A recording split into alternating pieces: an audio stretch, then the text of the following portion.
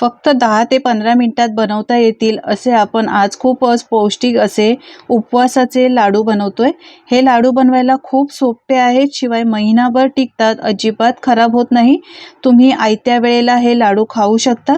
उपवासाला खाण्यासाठी परफेक्ट आहे। फक्त एक लाडू खा, दिवसभर तुम्हाला ऊर्जा मिळेल। लाडू पाहू शकता, मस्त असा खुसखुशीत झालेला आहे। हे बघा, खूप कमी साहित्याचा वापर करून असा आपण हा पौष्टिक लाडू बनवलेला आहे। चला तर करायला घेऊयात। हा लाडू बनवण्यासाठी सगळ्यात आधी इथे मी 1 वाटी शेंगदाणे घेतलेले आहेत। आपण मस्त शेंगदाण्याचा खुसखुशीत असा तोंडात टाकताच विरघळणारा लाडू बनवतोय। जर वयस्कर असतील तर ते सुद्धा हा लाडू आरामात खाऊ शकतात।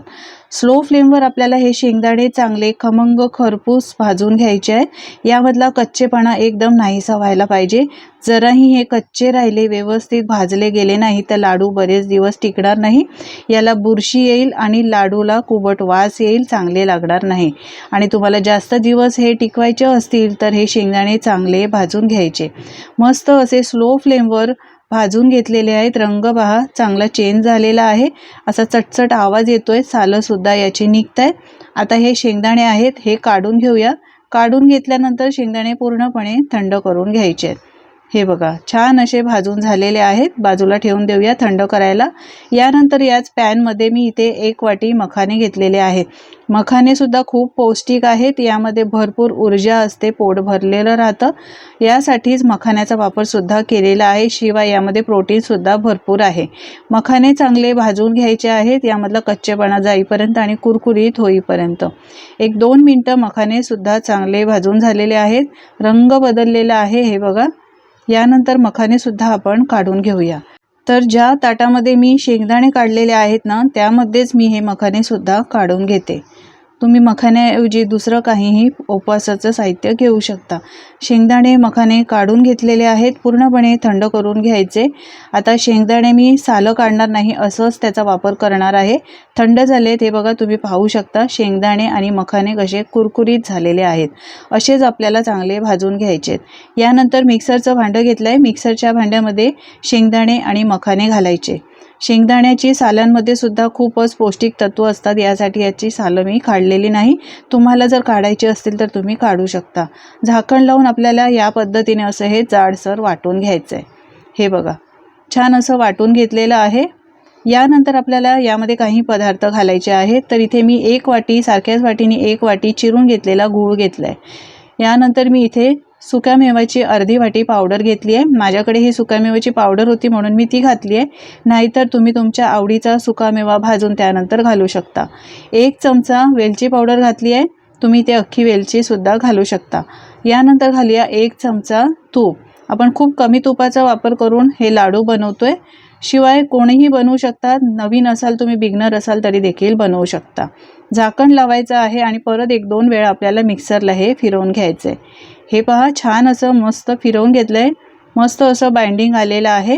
तुम्हाला लाडू बनवायला येत नसतील तर या पद्धतीने बनवले लाडू तर तुमचे लाडू सुद्धा एकदम परफेक्ट बनतील। मंडळी, तुम्हाला माझी रेसिपी आवडत असेल तर एक लाईक करायला विसरू नका। आणि तुम्ही कुठून ही रेसिपी पाहता हे सुद्धा मला कमेंट करून नक्की सांगा, म्हणजे मी तुमचे आभार मानू शकेन। थोडासा सुकामेवा मी भाजलेला होता, तो बारीक बारीक चिरून घेतलाय, तो सुद्धा यामध्ये घातलेला आहे। आता सगळं साहित्य मिक्स करून घ्यायचं आहे व्यवस्थित। तुम्हाला जर वाटलं हे मिश्रण आहे लाडवाचं हे कोरडं पडलंय, लाडू वळता येत नाही, तर इथे तुम्ही 1 चमचा 1 किंवा 2 चमचा तूप गरम करून घालू शकता। पण मला गरज वाटत नाही यामध्ये तुपाची। तुम्ही पाहू शकता सहज हे लाडू वळले जातील। हे आपलं लाडवाचं मिश्रण एकदम परफेक्ट तयार झालेलं आहे। सगळं व्यवस्थित मिक्स केलेलं आहे। यानंतर यामध्ये मी थोड्याशा कलिंगडच्या बिया सुद्धा घालते। या बिया सुद्धा मी भाजून ठेवलेल्या होत्या। आता सगळे व्यवस्थित मिक्स करून परत घ्यायचं आहे आणि थोडं थोडं हातावर मिश्रण घेऊन लाडू वळून घ्यायचे। अशाच पौष्टिक लाडवाची रेसिपी सुद्धा मी अपलोड केलेली आहे, ते सुद्धा एकदा तुम्ही नक्की पहा, आवडतीलच तुम्हाला। हे बघा, थोडं थोडं असं लाडवाचं मिश्रण घ्यायचं आहे हातावर आणि असे हे लाडू वळून घ्यायचे। मला इथे एक्स्ट्रा तुपाची गरज वाटली नाही, छान असे हे लाडू वळले जात आहेत। हे बघा, मस्त असा आपला हा उपवासाचा पौष्टिक लाडू तयार झालेला आहे। शेंगदाणे मखाने घालून आपण हा लाडू केलाय। मस्त असा ऊर्जा देणारा आहे। सध्या आषाढी एकादशी येत आहे जवळ, तर यासाठी तुम्ही असे हे उपवासाचे लाडू बनवून ठेवू शकता आणि आयत्या वेळेला तुम्ही असा हा लाडू खाऊ शकता।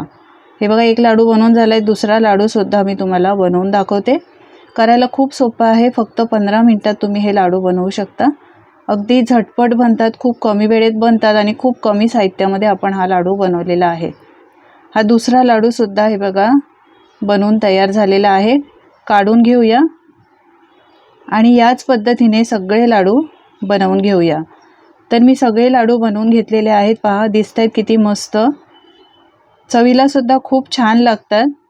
हे लाडू उपवासालाच नाही तर इतर वेळेला सुद्धा तुम्ही खाऊ शकता बनवून, मुलांना सुद्धा देऊ शकता, कारण मुलांच्या छोट्या भुकेसाठी सुद्धा हे परफेक्ट लाडू आहेत। तर असे हे मंडळी उपवासाचे लाडू तुम्ही सुद्धा एकदा बनवून बघा। एक लाडू सुद्धा तुम्हाला तोडून दाखवते, वयस्कर मंडळी सुद्धा आरामात हा लाडू खाऊ शकतात, इतका हा खुसखुशीत आणि तोंडात टाकताच विरघळणारा लाडू होतो। हे बघा, टेक्स्चर पाहू शकता किती मस्त आलेला आहे। आता तुम्हाला हा लाडू तोडून सुद्धा दाखवते, महिनाभर हा लाडू टिकतो, पाहू शकता किती मस्त दिसतोय। तर मंडळी तुम्ही सुद्धा या पद्धतीने करून बघा, कधी बनवला नसेल तर बनवून बघा आणि तुमचे अनुभव माझ्यासोबत शेअर करा। आजची ही उपवासाच्या लाडवाची रेसिपी कशी वाटली कमेंट करून मला नक्की सांगा। जराही आवडली असेल तर मित्रमंडळी आणि कुटुंबासोबत शेअर करा। चॅनलवर जर नवीन असाल तर अशाच नवनवीन वेगवेगळ्या रेसिपी पाहण्यासाठी चॅनलला सबस्क्राईब करा।